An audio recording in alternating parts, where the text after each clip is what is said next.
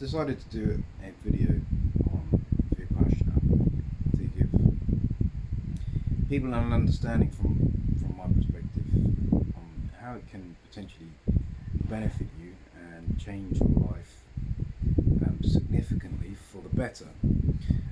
And it's actually a 10-day commitment, 10 days of your life. And it would be something you need to make a decision on prior to filling out the form, because once you're there, they won't force you to stay, but they'll insist that you stay. And so you should be all in before you go.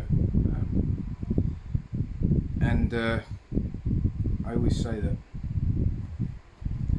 for me, if I didn't do the course, then I don't think I would have been here. I would have been maybe a junkie, I don't know. And I never ended up doing the harder drugs, but I used to use a lot of cocaine, and I used to drink a lot, and you never know, right? And if that wasn't the case, maybe I would have ended up in prison for a lot longer. I was always involved in something because of because of the amount of drugs I used, the drink, and so I think the first time that I went, I was pretty much drinking every day, and most days, and I crashed a couple of cars, and off the back of that, I went and I did a 10-day course, and I came away from that, and I didn't touch anything for like months, just off of the back of meditating for 10 days, and it was massively intense, but I kind of knew it. I'd watched a documentary which is called Doing Time, Doing Vipassana. Now, I had massive issues with my anger and aggression, and I was always kicking off in my 20s. I'm 35 now, and throughout my 20s I was regularly in some sort of drama, regularly getting into it, violence. And so after this course, it changed. It did change. A lot changed. And the documentary was called Doing Time, Doing Vipassana. And there's one dude who, in the documentary, because they introduced the course into a 10,000 capacity prison in India, and this place was a dump. And one dude who sat the course killed 3 people in a gang fight in like 5 minutes. So he was ruthless. And so he started practicing Vipassana, and he ended up approaching the victim's family, the victim's family or families, and asking for forgiveness. And then he ended up having a relationship with them. I don't know how they came around to forgiving him, but you see in the video that they started visiting this guy, and he basically repented and he asked for forgiveness from them. And I thought, well, this dude, this cold-blooded killer, is going to be able to make changes. I'm in. So that sold it to me. That documentary, Doing Time, Doing Vipassana, that fucking sold it to me.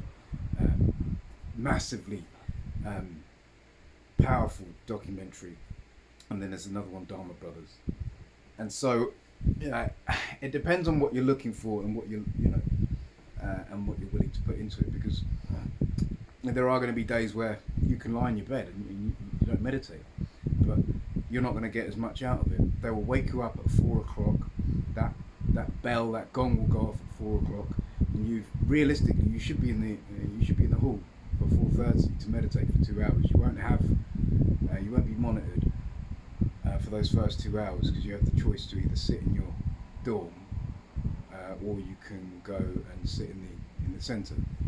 It's better in the centre because you're away from your distractions, which is your bed. The only thing that can distract you is your bed, basically.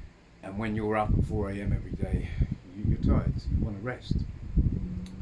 But the more you are able to do while you're there in this structured environment where everything's done for you, the better the better your practice will be when you come away. And so I pushed myself. You basically start at 4:30. Sorry, you get up at 4, and then 4:30 you'll sit for 2 hours, and then you'll get breakfast for about an hour and a half. You can wash, etc., etc. And then I think you start again. So breakfast is basically 6:30 till 8, and then you meditate again from 8 till 11. You get lunch 11 till 1. You don't get anything after that. 2 meals, and then you'll meditate from 1 till 5, which is dinner. You get breaks in between that, just like 5 minutes. You're out there, or you come back in. They're mainly 1 hour sittings, apart from in the morning, which is a 2 hour sitting. And then you'll get an hour for tea. You'll only get tea. And if you're a new student, first time attendee of the course, you'll get some fruit at 5 o'clock. You're basically living like a monk. You live like a monk as the monks live. They only have 2 meals a day. And then you get a discourse. Discourse is brilliant. The course is taken, or the discourse is taken by S.N. Goenka. He breaks down the course perfectly, for whatever you're going through, because you don't have anybody to talk to. You can't talk to your teacher unless it's about meditation. So all the kind of thoughts and distractions, everything that everybody's going through, he actually pinpoints everything with massive accuracy, and you're like, and he's massively entertaining too. So after a hard day of sitting on your backside in pain, which you will do for the first 2 to 3 days, initially you probably experience a lot of pain, but the idea of the practice is just not to react. And when you are going through these intense physical challenges, because if you sit in one spot for about let's say 14 hours, which it's not continuous, you're gonna get issues, right? For me personally, I've got issues with my back and my knees, where I've butchered myself in the gym, so that these things came up, but I overcame them. You have to do a lot of stretching. You just have to prepare yourself mentally, and if it's to the point where you really are putting your body through something that's unnecessary or not beneficial, and then you can get a chair or whatever. But they do try to encourage you to push through it, because once you overcome it in the mind, then it doesn't become, it's not so much an issue, which is part of the practice. Part of the practice is to just watch all these emotions and physical challenges come, and watch them pass, and it's life changing. Without going into the practice too much, and it's not really that complicated. The concept is, you are doing something that you're not used to, right? The body's going to challenge you, the mind's going to challenge you. It's going to do everything within its power to try and get you to move, to become emotional, and this will happen, and you just have to sit and watch it pass. And if you're able to do that, you find real peace. You find, depending on where you're coming from in life. I mean, me, I didn't have, obviously I didn't have a lot of peace, because I was getting high a lot, man. I was fighting a lot. Don't get me wrong, life was good, but to the point where I was self-destructing. So it wasn't that good. But I always say that this is one of the kindest things I've ever done for myself, and if I was able to give it to somebody as a gift, I would definitely give it to my mother. If I was able to give her that experience of the benefits of what this meditation or what this course can give you, because don't get it twisted. You're not going to be able to do this on your own. So, it's going to be difficult for you to structure, that kind of day on your own and have that kind of discipline at home. So ideally, you really need to get to a course if you consider doing to get that kind of to get that much from it. And so and so if I could take her, then I would, and I intend to eventually one day.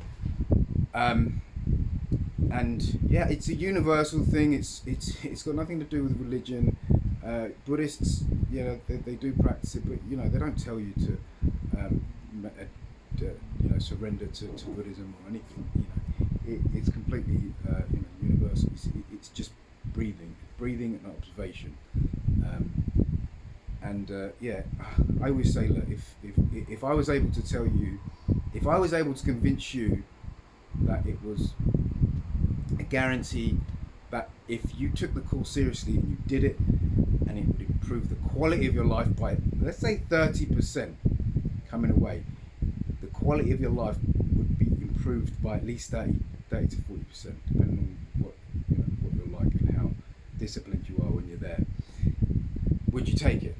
Would you fuck off? Excuse the swear, but would you fuck that holiday off? And would you say 10 days is worth it? 10 days is worth it if you're going to improve the quality of your life, the quality of your peace and serenity by 30 to 40% everyday life. And then you've got a technique that you can continue with and use it for,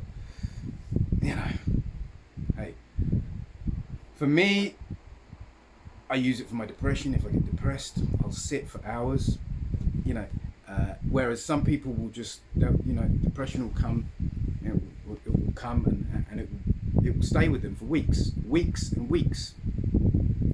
And it used to happen with me, Now I've been like, well, I've got this technique, and during the lockdown period, let me sit for a few hours. I'm going to shift this, and it will shift in a matter of hours, and that's amazing.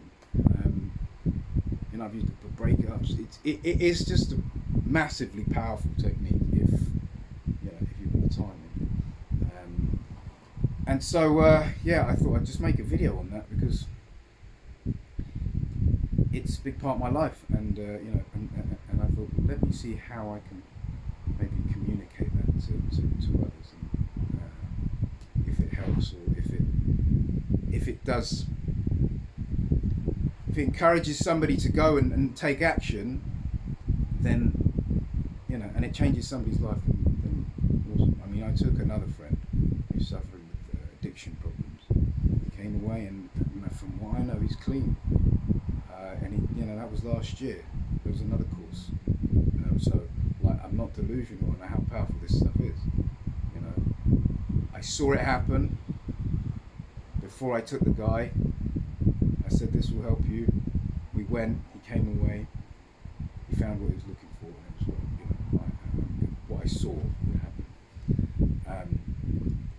So, unless you've got some deep psychological, maybe some psychosis or something, maybe don't go, but you'll have to fill your forms in. But if it's nothing like that, if it's nothing too severe, this can help.